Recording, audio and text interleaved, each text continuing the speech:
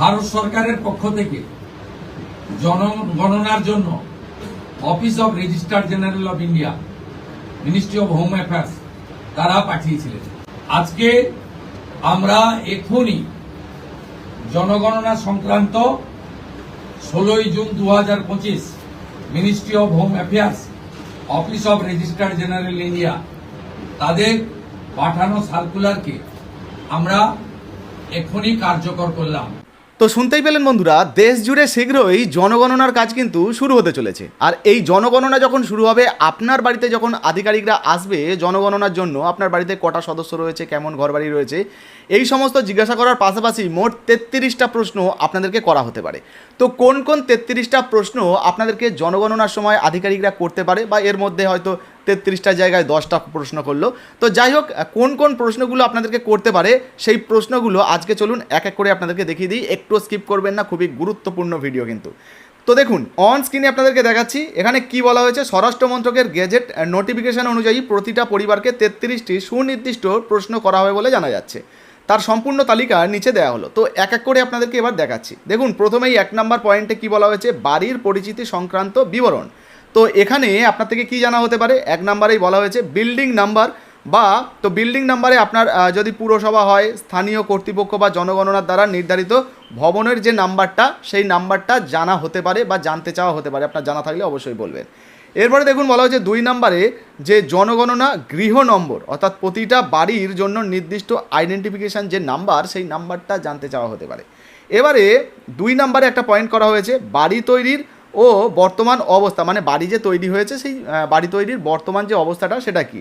তো 1 নম্বরেই এখানে বলা হয়েছে, দেখুন এখানে 1 নম্বর বলতে 3 নম্বর পয়েন্টে বলা হয়েছে মেঝের প্রধান উপাদান, অর্থাৎ বাড়ির যে ফ্লোরগুলো হয় আর কি, মেঝেগুলো, সেই মেঝেটা কি দিয়ে তৈরি, ঘরের মেঝে কি দিয়ে তৈরি, যেমন মাটি, সিমেন্ট, মোজাক ইত্যাদি যেটা দিয়ে তৈরি সেটা আপনার থেকে জানতে চাওয়া হবে।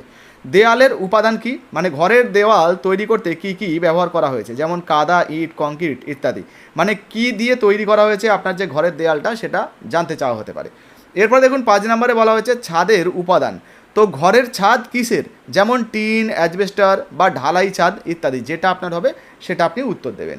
এরপরে 6 নম্বরে বলা হয়েছে বাড়ির বর্তমান ব্যবহার। তো বাড়িটি কী উদ্দেশ্যে ব্যবহার করা হচ্ছে, আবাসিক মানে আপনি বসবাসের জন্য, নাকি বাণিজ্যিক, নাকি মিশ্র, নাকি আপনি ব্যবসা করেন ব্যবসার জন্য, বা থাকা ব্যবসা দুটোই, কোন ক্ষেত্রে আপনি ব্যবহার করেন। এরপর দেখুন বলা হয়েছে যে বাড়ির সামগ্রিক অবস্থা, বাড়িটির বর্তমান অবস্থা কেমন, ভালো, মাঝারি, নাকি জরাজীর্ণ, কী অবস্থায় রয়েছে সেটা আপনাকে জানাতে হবে।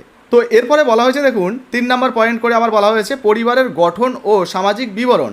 তো এখানে আপনার পরিবারের গঠন ও সামাজিক বিবরণে কী কী প্রশ্ন করা হতে পারে, তার আন্ডারে যেমন রয়েছে 8 নম্বরে পরিবারের নাম্বার, ওই বাড়ির অন্তর্গত পরিবারের নম্বর, সেই সঙ্গে সদস্য সংখ্যা, পরিবারটিতে সাধারণত কতজন মানুষ বসবাস করেন সেটাও কিন্তু আপনার থেকে জানতে চাওয়া হতে পারে। 10 নম্বরে বলা হয়েছে, দেখুন পরিবার প্রধানের নাম, অর্থাৎ পরিবারের যিনি প্রধান তার নাম কি। 11 নম্বরে বলা হয়েছে পরিবারের প্রধানের লিঙ্গ, অর্থাৎ যিনি পরিবারের প্রধান তিনি স্ত্রী, পুরুষ নাকি অন্য কোনো জেন্ডারের, সেটা কিন্তু জানাতে হবে। সামাজিক শ্রেণী, পরিবারের যিনি প্রধান তপশিলি তিনি জাতি, নাকি তপশিলি উপজাতি, নাকি অন্যান্য, তো সেটা কিন্তু জানাতে হবে। এরপরে দেখুন বলা হয়েছে 4 নম্বর পয়েন্ট করে মালিকানা, থাকার ঘর ও সুযোগ সুবিধা কি কি রয়েছে সেই বিষয়ে প্রশ্ন করা হতে পারে। দেখুন এখানে বলা হয়েছে 13 নম্বরে যে বাড়ির মালিকানা, বাড়িটির নিজস্ব, ভাড়া, নাকি অন্য কোনো উপায়ে থাকা হচ্ছে, সেটাও কিন্তু এখানে জানতে চাওয়া হচ্ছে।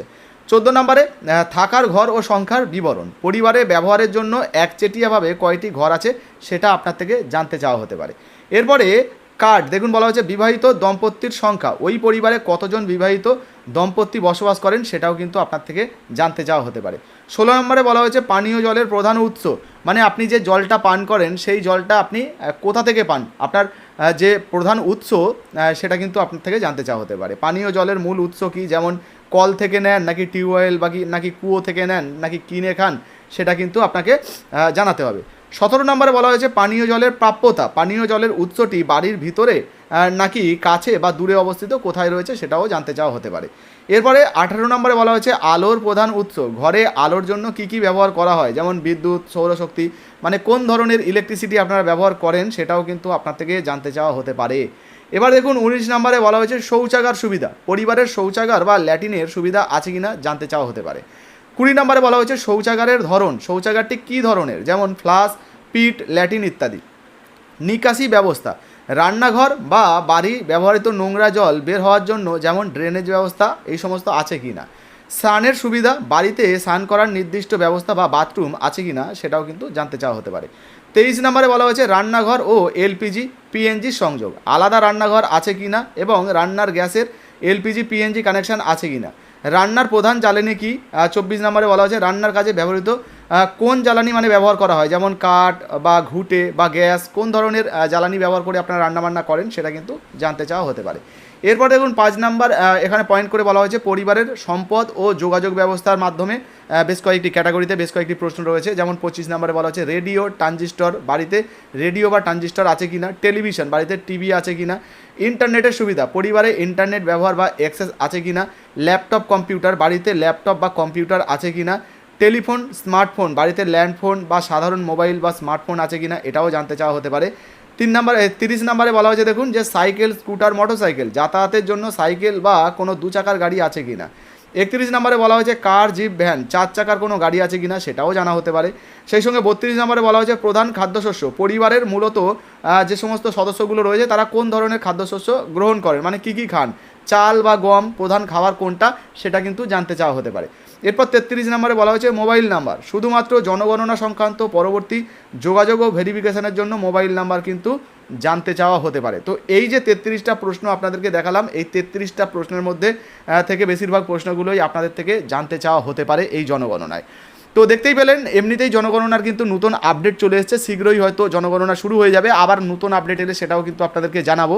তো এই মুহূর্তে জনগণনায় কোন কোন প্রশ্ন ধরা হতে পারে সেটা আপনাদেরকে লিস্ট ওয়াইজ দেখিয়ে দিলাম। আপনার নিজস্ব মন্তব্য মতামত থাকলে লিখে জানাবেন, ভিডিও ভালো লাগলে লাইক দিয়ে শেয়ার করে দেবেন। ফেসবুক থেকে দেখছেন এখনও পর্যন্ত আমাদের ছোট্ট পেজটাকে ফলো করেননি, অবশ্যই ফলো করে পাশে থাকবেন। আর যারা ফেসবুক থেকে দেখছেন আমাদের ইউটিউব চ্যানেলটিকে সাবস্ক্রাইব করেননি তাড়াতাড়ি সাবস্ক্রাইব করে নিন, OECSDR লিখে ইউটিউবে সার্চ করলে প্রথমেই চলে আসবে, আপনারা অবশ্যই সাবস্ক্রাইব করে নেবেন। আর হ্যাঁ, ভিডিওটা শেয়ার করতে ভুলবেন না। ধন্যবাদ।